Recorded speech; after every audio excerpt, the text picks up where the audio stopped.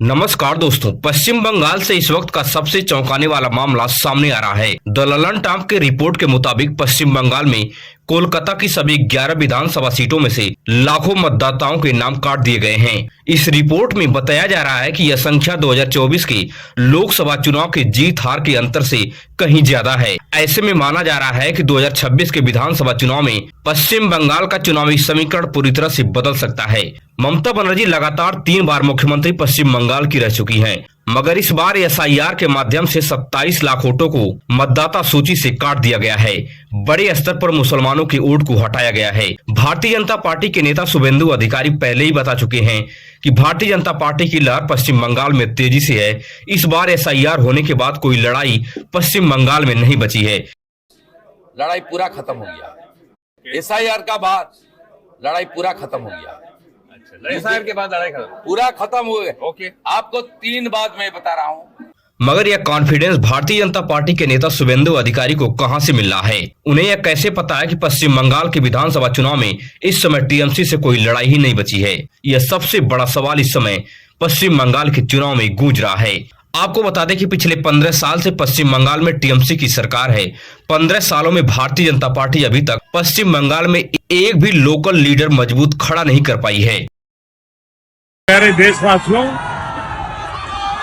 आप मेरे पीछे देख सकते हैं बंगाल का मिजाज क्या है। अभी तो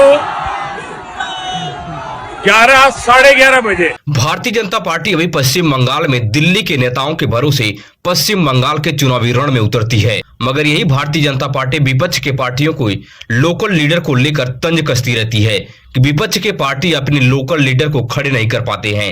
मगर पश्चिम बंगाल में भारतीय जनता पार्टी टीएमसी के राजनीति के सामने बेबस नजर आती है। আমার ভোট কেন্দ্রে জেনে রাখুন, আমার নমিনেশন নিয়ে আমার নমিনেশন কাটবার জন্য ওই গদ্দাররা আমার নামে দুটো মিথ্যে অ্যাফিডেভিট করে আমার নমিনেশন ক্যান্সেল করার চেষ্টা করেছিল। পারেনি লাস্ট অবধি, কিন্তু মনে রাখবেন করেছিল, অনেক অসম্মান করেছিল যাতে আমি না দাঁড়াতে পারি। তাহলে বুঝতে পারছেন আমার ওপর যদি এই অত্যাচার হয় তাহলে আপনাদের ওপর কত অত্যাচার করতে পারে ওরা। কালকে वहीं पर हुमायूं कबीर का तथाकथित स्टिंग ऑपरेशन की वीडियो सामने आई है, जिसमें हुमायूं कबीर 1000 करोड़ रुपए की डिमांड करते हुए और डिप्टी चीफ मिनिस्टर का पद को डील करते हुए नजर आ रहे हैं। वह साफ कह रहे हैं कि हमें डिप्टी चीफ मिनिस्टर का पद ऑफर किया गया है। ममता जी की क्षमताओं से अनजान हो, ममता जी ऐसे 2000 वीडियो बना सकती है। हुमायूं कबीर और Bharatiya Janata Party south pole north pole है, कभी हमारा मेल नहीं खा सकता।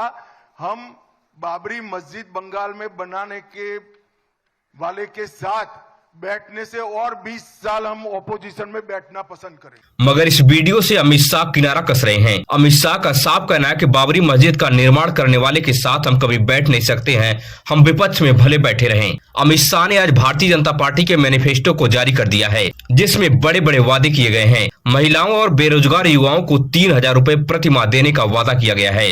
मगर भारतीय जनता पार्टी उत्तर प्रदेश, बिहार, दिल्ली, हरियाणा, मध्य प्रदेश, राजस्थान और बाकी बीजेपी शासित राज्यों में क्यों महिलाओं और युवाओं को हर महीने 3000 रुपए नहीं दे पा रही है?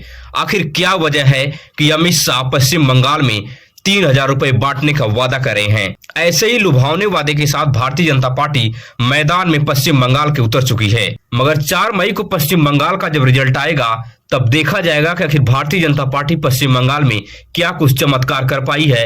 एसआईआर करने के बाद और इतने बड़े बड़े लुभावने वादे करने के बाद और जिस प्रकार से हुमायूं कबीर का स्टिंग ऑपरेशन की वीडियो सामने आई है, जिसमें तथाकथित भारतीय जनता पार्टी के बड़े बड़े नेताओं का नाम आ रहा है, जिसमें 2 भारतीय जनता पार्टी के चीफ मिनिस्टर का भी नाम आ रहा है। इन सभी चक्रव्यूह के बाद अगर भारतीय जनता पार्टी पश्चिम बंगाल में इस बार ममता बनर्जी के किला को भेद नहीं पाई, तो आने वाले 40 से 50 साल में ममता बनर्जी के किला को भेद पाना भारतीय जनता पार्टी के लिए नामुमकिन सा होगा। वहीं अब उत्तर प्रदेश से इस वक्त की सबसे बड़ी खबर सामने आ रही है। उत्तर प्रदेश के अंतिम मतदाता सूची प्रकाशित कर दी गई है, जिसमें 84 लाख मतदाताओं का वोट अब बढ़ गया है। प्रयागराज और गाजियाबाद जैसे जिलों में सर्वाधिक वृद्धि हुई है।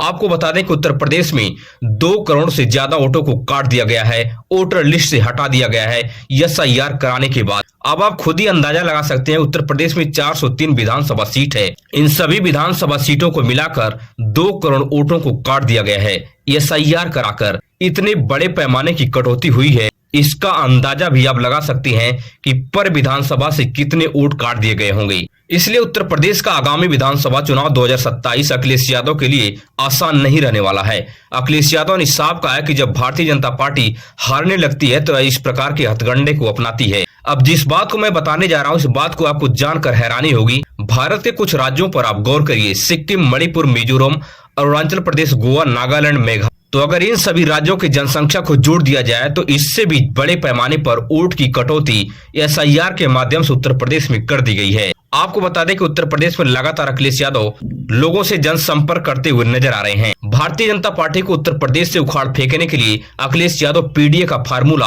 पर लगातार जोर दे रहे हैं। अब देखना होगा कि 2027 के विधानसभा चुनाव में अखिलेश यादव क्या कमाल कर पाते हैं या योगी आदित्यनाथ को किस तरह से शिकस्त दे पाते हैं, यह उस समय का बहुत दिलचस्प नजारा होगा। अगर आप भी देश और दुनिया से बड़ी खबरें देखने में दिलचस्पी रखते हैं तो हमारे इस चैनल को सब्सक्राइब कीजिए, वीडियो अपने दोस्तों रिश्तेदारों तक शेयर कीजिए।